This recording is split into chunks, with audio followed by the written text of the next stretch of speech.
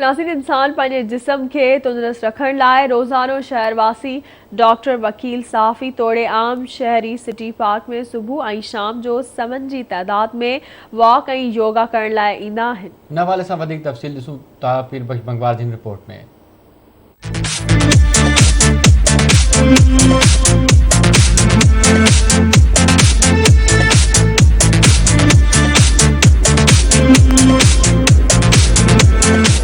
जिस्मानी तंदुरुस्ती के लिए कंदकोट सिटी पार्क में डॉक्टर वकील आम शहरन पारा सवन के तादाद में सुबह ए शाम जो योगा करे वॉक करे जिस्म के तंदुरुस्त रखियो वञे थो। इन हवाले से माहिर डॉक्टरन पारा योगा के हवाले से आवाज़ न्यूज़ सां पंहिंजा वीचार वंडींदे योगा जा तफ़सीली फ़ाइदा ॿुधाया आहिनि। मैसेज इहो हिकिड़ो अवेयरनेस भी आहे जेको तव्हां असांखो वठो था त उन में हिकिड़ो टाइम जेको आहे 1 कलाक असांखे ॾियनि हिते त उन जी सेहत भी बहाल थींदी ऐं मुआशरे जा जेके नौजवान फ़र्द आहिनि उन्हनि में हिकिड़ी ग्रोथ भी सुठी थींदी। मेंटली अॼुकल्ह ॾिसो था नशो शराब या वुमिनाइज़र या ॿिया अहिड़ा क्राइम वधनि था।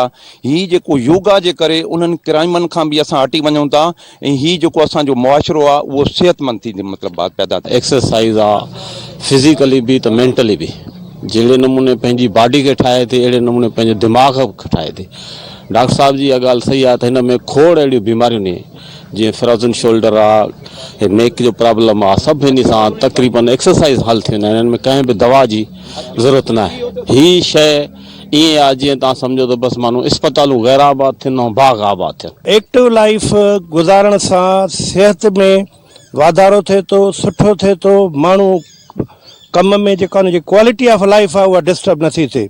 उहा क्वालिटी ऑफ लाइफ ऐं काफ़ी वक़्त ताईं काफ़ी उम्र ताईं हुनजी जेको आहे सो एक्टिवनेस रहे थी। रोज़ानो योगा ऐं वॉक करण सां डॉक्टरन पारां आवाज़ सां वीचार वंडींदे ॿुधायो वियो आहे त योगा करण सां वॉक करण सां इंसान जिस्मानी तौर ते तंदुरुस्त रहे थो ऐं उन सां गॾोगॾु जेके आम वाइप जे नशे वारे शयुनि खां परे रहे थो ऐं जिस्मानी जेके बि तकलीफ़ूं आहिनि उहे दूर रहनि था। सॼे दुनिया जे माण्हुनि खे खपे त उहे योगा करे पंहिंजे जिस्मानी तौर ते तंदुरुस्त रहनि।